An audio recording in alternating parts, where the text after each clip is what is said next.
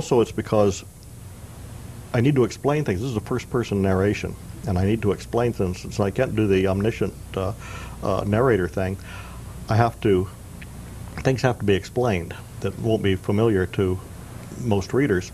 And so I have Decius explain these things because almost every aspect of Roman life has changed during his lifetime. Right. So a lot of course, they say that almost all diarists, write with an eye to publication later on. And so he's actually explaining things to a younger generation who may not have known these things.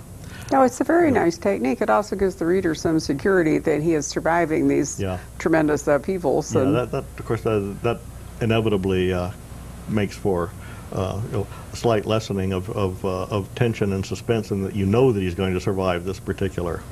Well, you do, but you're writing about, there's so many real people in the books that you can't, it's a different kind of suspense. I mean, you can create a different kind of novel, but you can't really blow away everybody that appears in one of your books because some of them are real people and it didn't happen that way. Yeah, and there's a problem with, of course, also some of the most popular characters, like Titus Milo, who's in several of the earlier books. A lot of people said, "Oh yeah, you want to keep that guy, just keep him through the series."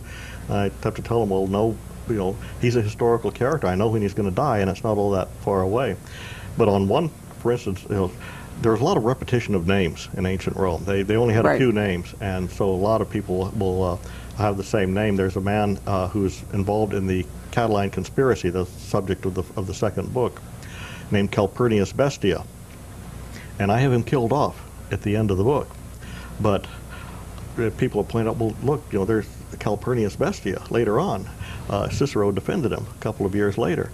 I thought, but it's not agreed whether this is the same Calpurnius Bestia. So as long as there's a little wiggle room there, I felt fine. I'll kill off this Calpurnius Bestia. Anybody argues this was a different Calpurnius Bestia that Cicero defended, and a lot of readers, or a lot of historians, think it's pretty likely that it was a different Calpurnius Bestia because Cicero never mentioned the Catilinarian business, which was essentially one of the things that he built his reputation on, and it seems like he would have if this man had been involved. So. Well, you probably care more about that as a novelist with great respect for history than your average reader. You have written, I'm unfortunately about out of time, but I did want to mention that you've written 2 other books, I believe, in a different realm, using some of the realm. One of them was called Hannibal's Children, and the other, The Seven Hills. The Seven Hills, yes. I'd wanted to write an alternate history story, a story where things came out differently. Right. And I thought one of the great break-off points of time where, had it gone differently, everything afterward would have been completely different in our world. And that was, and the one that I picked was the Second Carthaginian War with Hannibal. And if Rome hadn't prevailed in that war, and they just came within an inch of losing it. Hannibal was so good that the Western world may have been dominated by Carthage instead of by Rome. And the Carthaginians were people as different from us as the Aztecs. I mean, they had a very strange culture. Yeah, in North Africa it was indeed different. And none of the stuff that came down to us from Rome we would have now. Well, I think novelists like that, but there are a lot of people speculate, what if the Nazis had really won? There's a lot of history about that. Unfortunately, we have run out of time because we could go on for pages more. I did want to mention that you have written the Dragonlance series. Is it pronounced Singulum?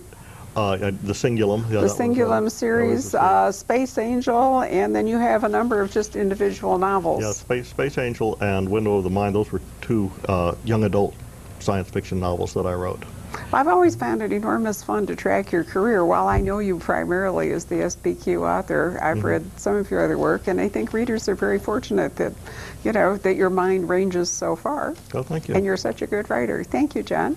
And thank you very much for joining us in this episode of our program.